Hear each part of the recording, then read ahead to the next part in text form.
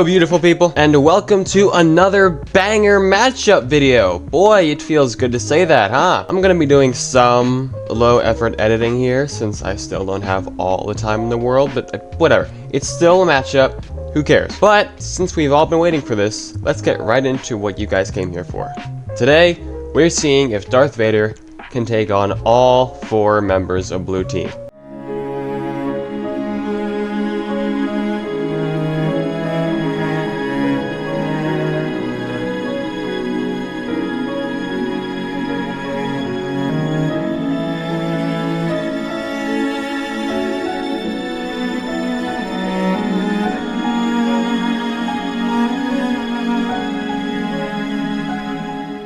Fred, Linda, Kelly, and John. They fought side by side since the very start. These 4 Spartan 2s have carved out one hell of a reputation for themselves over time, striking fear into any insurrectionist or alien opponents who see them on the field. Spartan 2s are the best of the best in the UNSC's military, so 4 of them at once is one hell of a challenge to overcome. Spartan 2s can flip vehicles like warthogs and tanks with relative ease. Kelly, supposedly being the fastest Spartan, has a sustained running speed of 40 miles per hour. If she's going full sprint, could she go faster? Sure, obviously, but as far as I've seen, the highest number we have is 40 miles per hour. She'll also be equipped with her shotgun and Halo 5 Mjolnir armor. Given her loadout, she'll likely prioritize close combat while trying to use her speed to overwhelm the enemy and avoid fatal attacks. Fred will be equipped with his Halo 5 Mjolnir and a DMR. He'll be staying at farther ranges. And so will Linda, who also has Halo 5 Mjolnir and will be equipped with her sniper rifle. She won't be too far separated from the battle, but will definitely not be trying to get in close unless absolutely necessary. Last but not least, we got our boy Master Chief. Yet again, we're talking about Master Chief from the events of Halo 5, so that means no AI, no Cortana. Chief will be equipped with an assault rifle. Now, let's talk a little more about what Spartans are capable of. Spartan 2s can lift 3 times their body weight.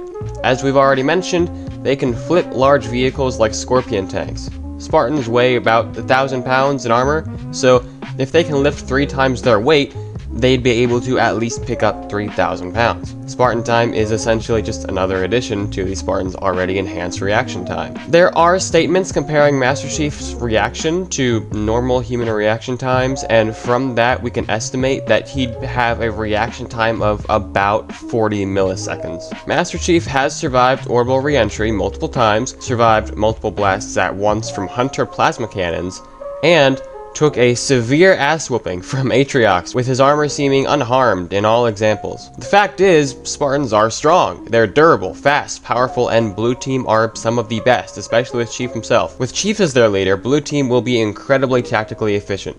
But will this be enough for them to survive an encounter with a Dark Lord of the Sith?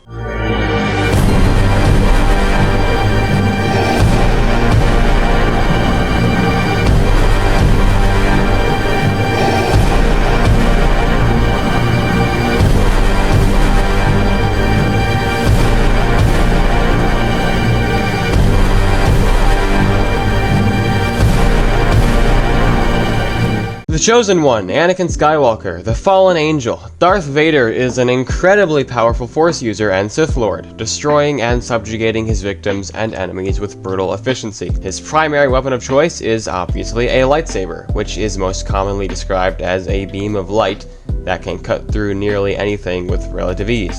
After losing all his limbs to Obi-Wan on Mustafar, Anakin's body was replaced with mostly mechanical parts.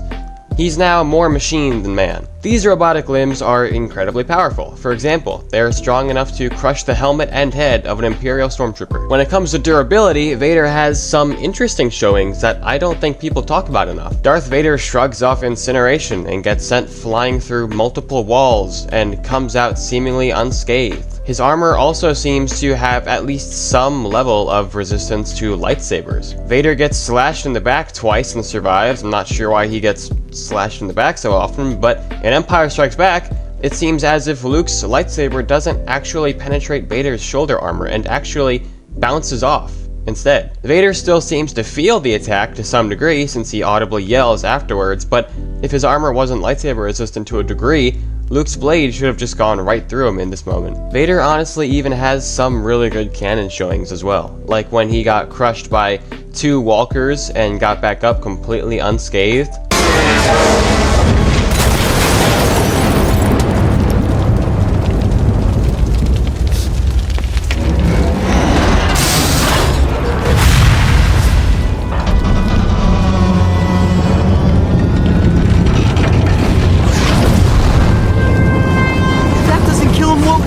Not us.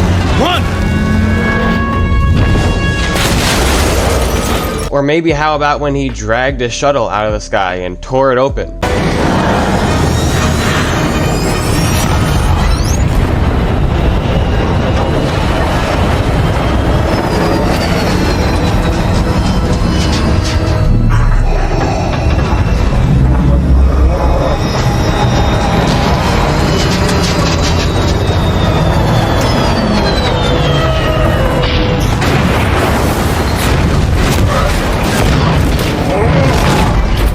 Or maybe when he held back the force of the ocean for God knows how long he was down there. Point is, he's done some impressive shit in both canon and the EU. Force users are obviously known for their precognition and speed. Jedi and Sith can see and feel things before they even happen. They can move at incredible speeds, arguably even light speed, but at the very least faster than the eye can see. Obviously though, Vader's most iconic ability is his Force Choke, which allows him to snap the neck and break the lungs of anyone, anywhere. We've seen examples of Force Choke being used across long distances multiple times, so I don't want to hear anyone saying that Vader couldn't use the Force through Mjolnir armor. In this scene, we can only imagine how many tons of metal the Force Choke would have had to go through. I think I've droned on about both parties enough, so what's our verdict looking like? Would Blue Team survive Darth Vader? No. No, they wouldn't. No. Before making this video, I came up with the matchup idea because I remember seeing many debates about Master Chief versus Darth Vader, and honestly, I always thought that debate was just stupid, because, like, we've already seen this fight before. When Master Chief faced the Didact, a character with telekinesis powers, he was rendered powerless. It was no problem for the Didact to stop Chief in his tracks. He does it multiple times. Vader would obviously just choke Master Chief to death or crush his heart, like it really wouldn't even be a fight. Because of this, I wanted to see if giving Chief a full team of 4 Spartans would actually give him a chance at victory.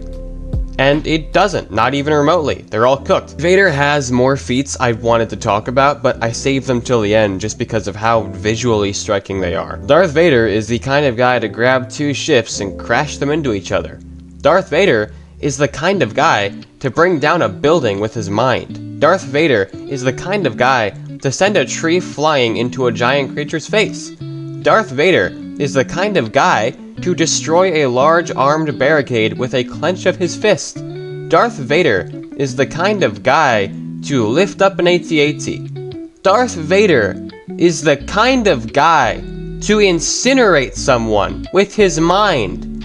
Have I made my point yet? Vader is strong enough in the Force to do crazy shit. The kind of crazy shit that would be far too much for Blue Team to handle or even comprehend. He would move and react faster than them. He's blocked blaster bolts with his hand. Oh, and you want to talk about bullets?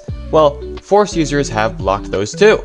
Oh, but Zilla, if Vader tries to block bullets with his lightsaber, they'll just become melted shrapnel. The only example I've actually seen of this happening appears to be a canon example. In the EU, you have examples of lightsabers actually deflecting bullets, which is kinda strange, but whatever. But making this argument also assumes Vader couldn't either block them with his hand, swipe them out of the way, or just matrix them and stop them all in the air. Vader has the focus and control to stop multiple bullets at once. I'm certain the man has activated multiple thermal detonators on other people with the twitch of his finger.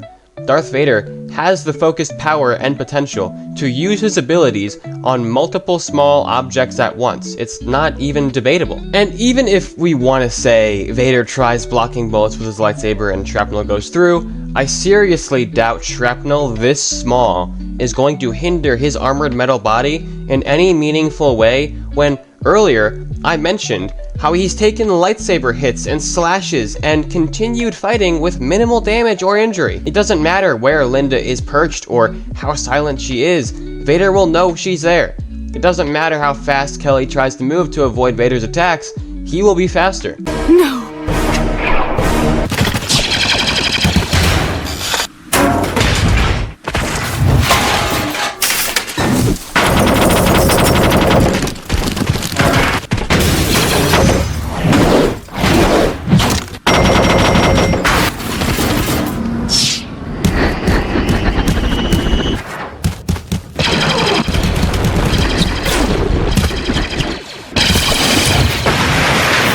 A barely trained Luke Skywalker had access to Force speed powers. All too easy.